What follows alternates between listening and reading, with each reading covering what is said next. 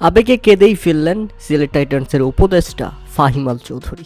অবশ্য কাঁদবেনই না কেন, তিনি যে লক্ষ্যে দলটাকে ভারী করেছেন, যে পারফরমেন্স আশা করেছিলেন, সেই পারফরমেন্স শুরুতেই দেখিয়ে দিয়েছে সিলেট টাইটান্সের বোলাররা। তাতে রীতিমতো ব্যাটিং ব্যর্থতায় রংপুর রাইডার্সের ব্যাটসম্যানরা। তাই তো মুহূর্তেই আবেগ থেকে দেখা গেল উল্লাস। নিজেই দাঁড়িয়ে গেলেন, নেচে নেচে সমর্থকদের উৎসাহিত করলেন। কেননা মাত্র 111 রানের মধ্যেই থেমে গেছে রংপুর রাইডার্সের মতো শক্তিশালী দল। এলিমিনেটর ম্যাচ হারলেই বাদ, যে জিতবে সেই যাবে কোয়ালিফায়ারে।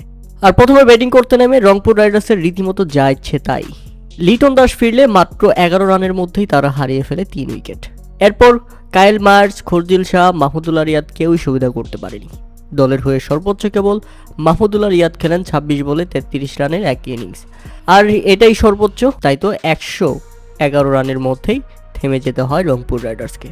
আর কম রানের লক্ষ্যে জবাব দিতে নেমে সিলেটের শুরুটাও ভালো হয়নি। মাত্র 2 রানের মধ্যেই তারা প্রথম ওভারে নিজেদের প্রথম উইকেট হারায়।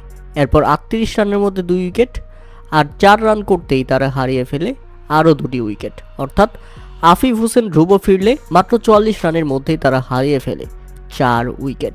সেখান থেকে স্যাম বিলিংসকে সঙ্গে নিয়ে মেহেদী হাসান মিরাজ দারুণ জুটি করেন, আর এই জুটিতে প্রায় জয়ের বন্দরে পৌঁছে যায় সিলেট টাইটান্স।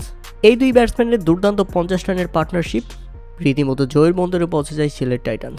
তবে ফিনিশ করে ফিরতে পারেনি মেহেদী হাসান মিরাজ। 23 বলে 18 রান করে ফিরে গেছেন প্যাভিলিয়নে। মেহেদী মিরাজ ফিরলে উইকেটে আসেন মঈন আলী, তখনও 18 বলে প্রয়োজন ছিল 18 রান।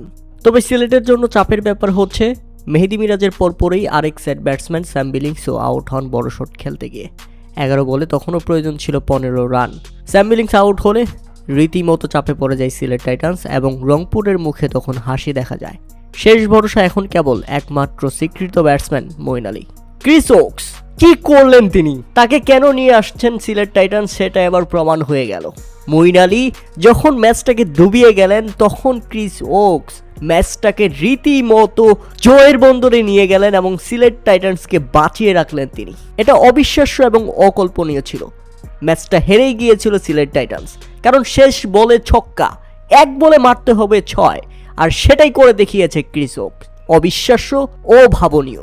ক্রিস ওকসকে একটা ধন্যবাদ দিন সিলেট টাইটান্সের সমর্থকরা। আর এদিকে রংপুরকে কাঁদিয়ে বিদায় করে দিল ক্রিস ওকস। তাতে ইংল্যান্ড থেকে প্লেয়ার নিয়ে এসে ভুল করেনি সিলেটের উপদেষ্টা ফাহিম আল চৌধুরী, তিনি তো রীতিমতো কান্নায় ভেঙে পড়েছেন। মঈন আলী ব্যর্থ হলে ওই ওভারটা দুর্দান্ত করেন মুস্তাফিজুর রহমান।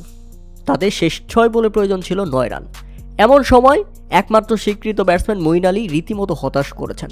প্রথম বলে 2, এরপর 5 বলে 7, পরপর 2 বলে ডট করলেন মঈন আলী। এরপর পরের বলে আবার আউট হয়ে গেলেন।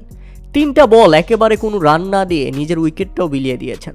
তাদের শেষ 2 বলে 7। সিলেট টাইটান্স রীতিমতো ছেড়ে দিয়েছে ম্যাচটা। এরপর শেষ 1 বলে 6 নিতে পারবে তো ক্রিস ওকস? আর এরপর যা দেখালেন ক্রিস ওকস সেটা অবিশ্বাস্য ছিল, এবং সেটা আপনারা ইতিমধ্যে দেখেছেন। এবং সিলেটের জয় দুর্দান্ত।